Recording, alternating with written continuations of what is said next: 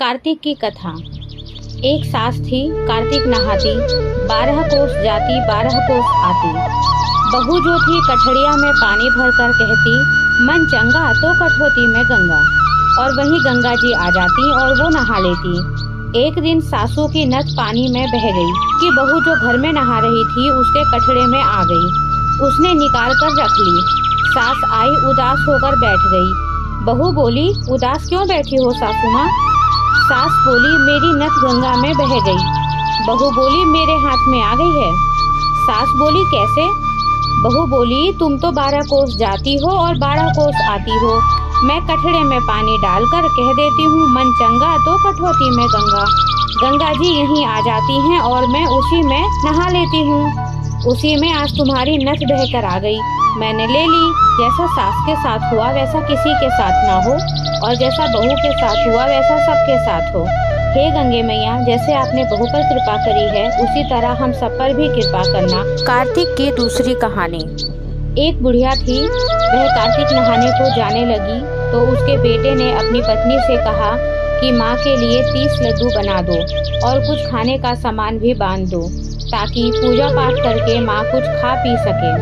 तब बहू ने जल भूनकर 30 लड्डू बांध दिए और बुढ़िया कार्तिक नहाने के लिए चली गई। नदी किनारे कुटिया बनाकर रहने लगी।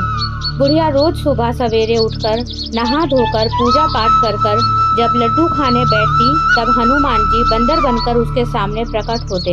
तब बुढ़िया खुश होकर बंदर को लड्डू खिला देती। इस प्रकार वह रोज आकर बुढ़िया के लड्डू खा जाता। कार्तिक महीना समाप्त होने पर हनुमान जी प्रकट हुए और बुढ़िया की कुटिया महल बन गई। उस महल में धन दौलत व अन्न के भंडार भर गए। बुढ़िया निरोगी हो गई और वह बहुत धूमधाम से अपने बेटे के पास धन दौलत लेकर गई। तब वह बहू कहने लगी कि अगले कार्तिक में मैं भी अपनी माँ को नहलाऊंगी। आया कार्तिक का महीना, उसने खूब सारा घी मेवा डालकर लड्डू बनाए, अपनी माँ को 30 लड्डू बांध दिए और माँ कार्तिक नहाने चली गई। रोज सुबह उठकर लड्डू खाने बैठ जाती थी। तब हनुमान जी बंदर बनकर उसके सामने आते तो वह पत्थर मार कर कहती कि मेरा ही पेट नहीं भरा है, तुझे कहाँ से दूं? इस प्रकार वह रोज सुबह सुबह खाने बैठ जाती थी। कार्तिक के समाप्त होने पर हनुमान जी प्रकट हुए और उसकी कुटिया कचरे के ढेर में बदल गई और बुढ़िया डूकर बन गई। उसकी बेटी अपने पति से कहने लगी कि कार्तिक महीना समाप्त हो गया है, मेरी माँ को बैंड बाजे के साथ धूमधाम से लेकर आओ। तब वह अपनी सास को लेने नदी के किनारे गया। तब देखता है ना तो वहाँ सास है और ना ही वहाँ पर कुटिया है। कुटिया की जगह कचरे का ढेर है और उस ढेर पर बुढ़िया डूकर बनकर घूम रही है। तभी हनुमान जी प्रकट हुए और कहा कि बेटा, तुम्हारी माँ ने सच से कार्तिक नहाया था, पूजा पाठ करती थी, इसीलिए तुम्हारी माँ पर कार्तिक देवता प्रसन्न थे। लेकिन यह बुढ़िया पापी मन से यहाँ रहती थी। इसने कार्तिक महीने में बेटी के घर का अन्न खाया, इसलिए कार्तिक देवता इस पर रुष्ट हो गए हैं और यह डूकर बन गई है। कार्तिक देवता जैसे माँ पर बरसे, जैसे माँ पर दया करी, वैसे ही सब पर करना। कार्तिक की 5 की एक कथा। एक ब्राह्मण ब्राह्मणी थे। 7 कोस गंगा जमुना नहाने जाया करते थे। ब्राह्मणी बहुत थक जाती थी। एक दिन बोली, कोई बेटा होता तो बहू आती, घर में खाना बना हुआ मिलता, कपड़े धुले हुए मिलते। ब्राह्मण बोला, तूने बड़ी बात कही, ला मैं तेरे लिए बहू लेकर आता हूँ। ब्राह्मण ने कहा, एक पोटली में थोड़ा आटा और उसमें सोने की मोहरे और अशर्फियाँ बांध दे। ब्राह्मण चल दिया। कुछ दूर पर यमुना जी के किनारे पर लड़कियां अपने अपने मिट्टी के घर बनाकर खेल रही थी। उसमें से एक बोली, मैं तो अपना घर नहीं बिगाड़ना चाहती, मुझे तो रहने को चाहिए। ब्राह्मण को वही लड़की मन भा गई। उसने अपने मन में सोचा कि यह कितनी समझदार लड़की है। वो उसके पीछे पीछे हो लिया। जब वह लड़की घर पहुंची तो ब्राह्मण बोला, बेटी मैं भूखा हूँ, अपनी माँ से पूछ कि मेरे लिए 4 रोटियाँ बना देगी क्या? कार्तिक का महीना है, मैं किसी के घर की रोटी नहीं खाता। मेरे पास ये थोड़ा सा आटा है, ये अपनी माँ को दियो और अपनी माँ से कहियो कि इसको छान लेगी। लड़की बोली, ठीक है बाबा। उसने अपनी माँ से कहा कि माँ, बाहर बाबा बैठा है, उसको रोटी बना दो और आटा छान लेना। उसने आटा छाना, उसमें मोहर अशरफियाँ निकली। वह बोली, जिसके आटे में इतनी मोहर अशरफी है उसके घर में कितनी होगी। जब बाबा रोटी खाने बैठा, उसकी माँ बोली, बाबा तुम लड़के की सगाई करने जा रहे हो। बाबा कहने लगा कि मेरा लड़का तो काशी जी पढ़ने गया हुआ है, अगर तुम कहो तो खंडे कटारे से तुम्हारी लड़की को ब्याह के ले जाऊं। अच्छी बात है बाबा, तो ब्याह कर ले आया। आकर बोला रामू की माँ, किवाड़ खोल, देख मैं तेरे लिए बहू लाया हूँ। बुढ़िया बोली, दुनिया की तो छोड़ो, तुम भी मुझे बोली मार रहे हो। हमारे यहाँ तो 7 जन्म में भी बेटा नहीं है, तो बहू कहाँ से आ गई? ना तू किवाड़ खोल। उसने किवाड़ खोले तो देखा सामने बहू खड़ी है। सास आदर सत्कार से बहू को अंदर ले आई। बूढ़े बुढ़िया नहाने जाते तो सारा काम करती, खाना बनाती, कपड़े धोती, रात को उनके पांव दबाती। इस तरह से बहुत समय निकल गया। सास बोली, बहू चूल्हे की आंच ना बुझने दियो, मटके का पानी ना खत्म होने दियो। एक दिन चूल्हे की आंच बुझ गई। भागी भागी बहू पड़ोस में गई, बोली, पड़ोसन मुझे थोड़ी सी आंच दे दो, मेरे चूल्हे की आंच बुझ गई है। मेरे सास ससुर आते ही होंगे, सुबह 4 बजे के गंगा जमुना नहाने गए हैं। पड़ोसन ने कहा, तू तो बावली है, तुझे तो यूं ही कहकर उठा कर ले आए हैं, इनके 7 जन्म में भी कोई बेटा नहीं है।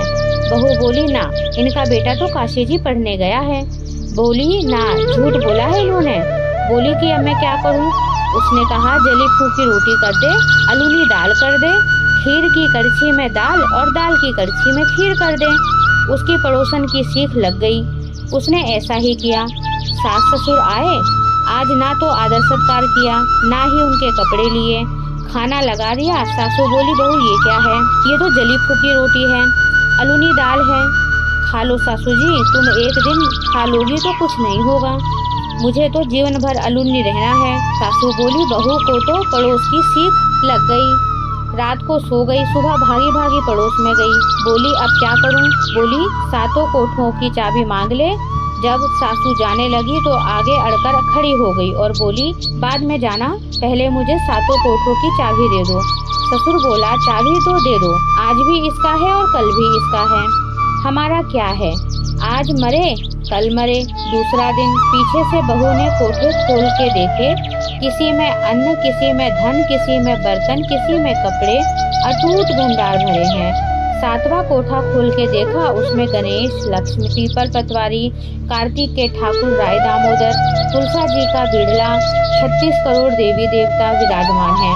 गंगा जमुना बह रही हैं, तिलक थापे लगाए, चौकी पर बैठा एक लड़का माला जप रहा है। बोली, तू कौन? मैं तेरा पति हूँ, किवाड़ बंद कर दे, मेरे माँ बाप आएंगे जब खोलियो। अब तो बहू बहुत खुश हुई। 36 प्रकार के भोजन बनाए, 16 श्रृंगार किया, रांची माची डोले। सास ससुर आए, बड़े प्यार से उनसे बात करी, उनके कपड़े धोए, खाना खिलाया। बूढ़ा बोला, बहू तो धन देख के राजी हो गई है। बहू सास के पैर दबाती जाए और कहती जाए, माँ जी तुम इतनी दूर 12 कोस गंगा जमुना नहाने जाती हो, थक जाती होगी, तुम घर नहा लिया करो। सास बोली, बावली कहीं की, घर में भी गंगा जमुना बहती है क्या? बहू बोली, हाँ माँ जी, चलो मैं दिखाती हूँ। उसने 7वां कोठरा खोला तो दिखाया, उसमें गणेश, लक्ष्मी, पीपल पतवारी, तुलसा, कार्तिक के ठाकुर राय दामोदर, शिव पार्वती, 36 करोड़ देवी देवता विराजमान हैं।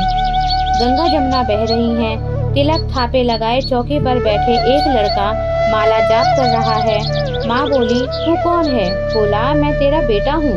तू कहाँ से आया? मुझे तो कार्तिक देवता ने भेजा है। माँ बोली, बेटा ये दुनिया क्या जानेगी, क्या जानेगा मेरा घर का पति, क्या जानेगी दूरानी जेठानी, क्या जानेगी ये पड़ोसन की तू मेरा बेटा है। उसने पंडित से पूछा तो वह बोला, परली पार से बहू बेटा खड़े हों, इस पार बुढ़िया खड़ी हो, चांद की अंगिया पहने, जो छाती में से दूध की धार निकले, बेटे की दाढ़ी मूछ भीगे, पवन पानी से गठजोड़ा बंधे, तो सब जाने ये बुढ़िया का बेटा है।